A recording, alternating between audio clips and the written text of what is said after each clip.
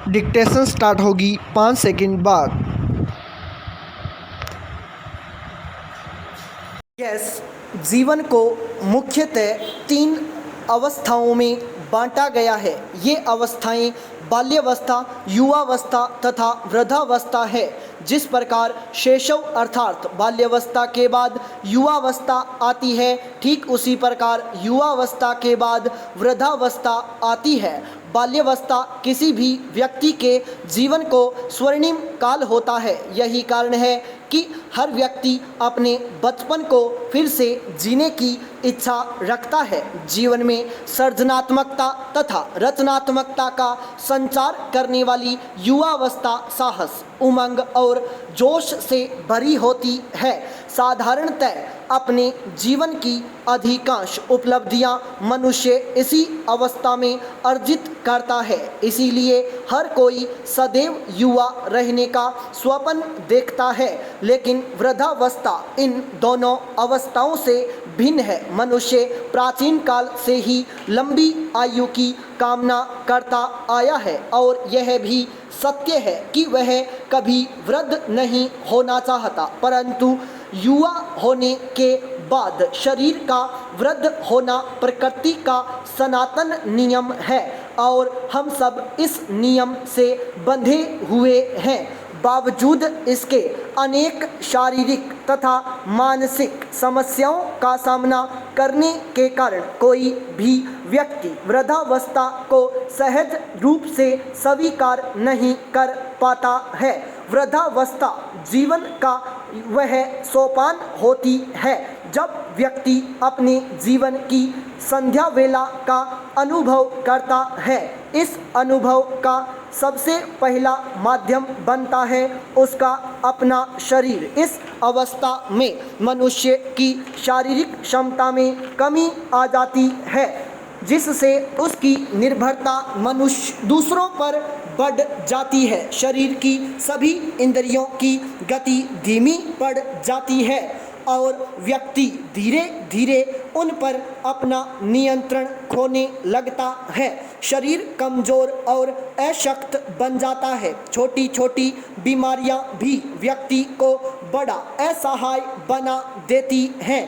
जो व्यक्ति युवावस्था में अपने स्वास्थ्य के प्रति बेहद सचेत होते हैं, वृद्धावस्था में वे भी रोगों से बच नहीं पाते। इस अवस्था में व्यक्ति रोग मुक्त रह जाए, ऐसा होना लगभग असंभव है। इसीलिए चिकित्सकों से नियमित रूप से परामर्श करना उनके जीवन का अंग बन जाता है। यह सत्य है कि उम्र के इस पड़ाव पर वरिष्ठ नागरिकों की अपनी अनेक शारीरिक व्याधियां सिर उठा लेती हैं, परंतु यह उनकी वास्तविक समस्या नहीं है। उनकी वास्तविक समस्या मानसिक है। सरकारी अथवा गैर सरकारी संगठनों में वेतनभोगी कर्मचारियों को एक निर्धारित आयु के बाद सेवानिवृत्त कर दिया जाता है। यह मान लिया जाता है कि अब व्यक्ति शारीरिक और मानसिक श्रम के योग्य नहीं रहा, चाहे वह व्यक्ति स्वस्थ ही क्यों न हो।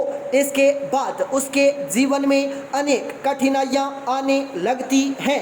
जैसे ही व्यक्ति की आर्थिक उपयोगिता में कमी आती है, वह सामाजिक रूप से भी अनुपयोगी समझ लिया जाता है।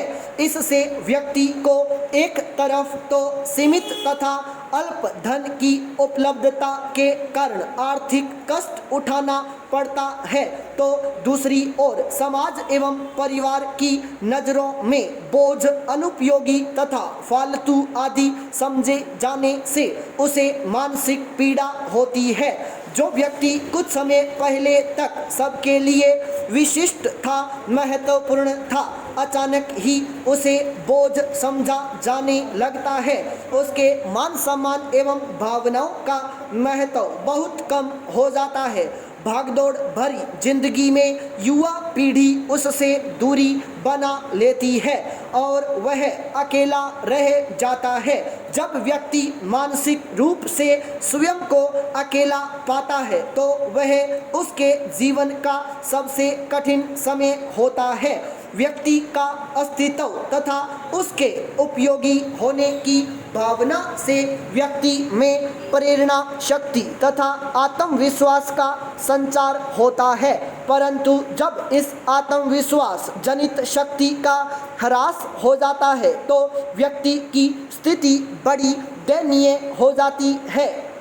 यही परिस्थिति वृद्धावस्था का सबसे बड़ा अभिशाप है। पाई पैराचेंज।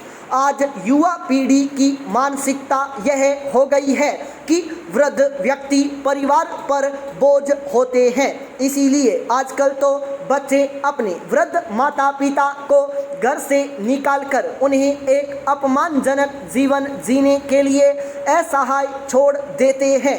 यही कारण है कि आज भारत में भी ओल्ड एज होम की अवधारणा बलवती होती जा रही है।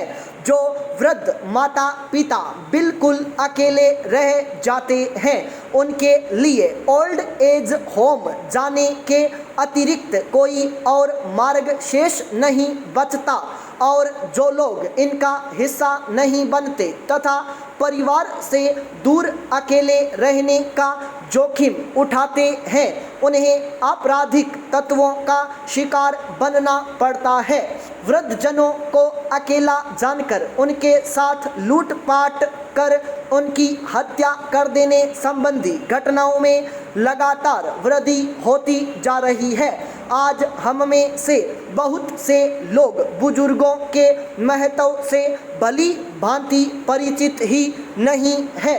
सच तो यह है कि कम सक्रिय होने पर भी बुजुर्गों की उपयोगिता कम नहीं होती। एक अधिक सक्रिय बुजुर्ग जहां परिवार की देखभाल या उन्नति में सहयोग करता है, वहीं एक कम सक्रिय बुजुर्ग घर के सभी सदस्यों को भावनात्मक सुरक्षा देकर उन्हें एक कड़ी में पिरोए रखने में सहायक होता है। बड़े बुजुर्गों से परिवार में अनुशासन बना रहता है, जो परिवार के सभी सदस्यों के हित में होता है। अक्सर प्रतिकूल परिस्थितियों से निपटने के लिए बुजुर्गों के अनुभव बहुत उपयोगी सिद्ध होते हैं। आजकल के समय में जब पति पत्नी दोनों को धनोपार्जन के लिए नौकरी पर जाना पड़ता है, तो घर में बुजुर्गों के होने से छोटे बच्चों का पालन पोषण करने में सहायता मिलती है। घर में तनावपूर्ण स्थिति होने पर बुजुर्ग उसे आसानी से संभाल लेते हैं और सभी सदस्यों को भावनात्मक रूप से सुरक्षा प्रदान करते हैं। अतः वरिष्ठ नागरिकों का साथ मिलना हमारे लिए किसी वरदान से कम नहीं है। अंग्रेजी के प्रसिद्ध कवि रॉबर्ट ब्राउनिंग ने वृद्धावस्था के बारे में लिखा है, उम्र भर कड़ा परिश्रम करने के बाद वृद्धावस्था व्यक्ति के आराम करने की अवस्था होती है। वह जीवन भर दूसरों की ज़रूरतों को पूरा करने और अपने कर्तव्यों को निभाने में ही लगा रहता है। वृद्धावस्था में उसे अपने ऊपर ध्यान देने का भरपूर समय मिलता है, परंतु आधुनिक दौर में स्थिति विपरीत है। सभी व्यक्तियों को यह मानसिक रूप से स्वीकार कर लेना चाहिए कि वृद्धावस्था एक न एक दिन सबके जीवन में आती है। वृद्धों के साथ सम्मानजनक व्यवहार न करना पूर्णतः अनैतिक है, इसीलिए हमें उनका महत्व समझते हुए उनका सम्मान करना चाहिए और उनकी सेवा करनी चाहिए। उनकी उपस्थिति तथा मार्गदर्शन परिवार और समाज दोनों के लिए कल्याणकारी है। यदि आज हम उनका सम्मान करेंगे, तभी हम अपनी आने वाली पीढ़ी से सम्मान पाने के अधिकारी होंगे। स्टॉप।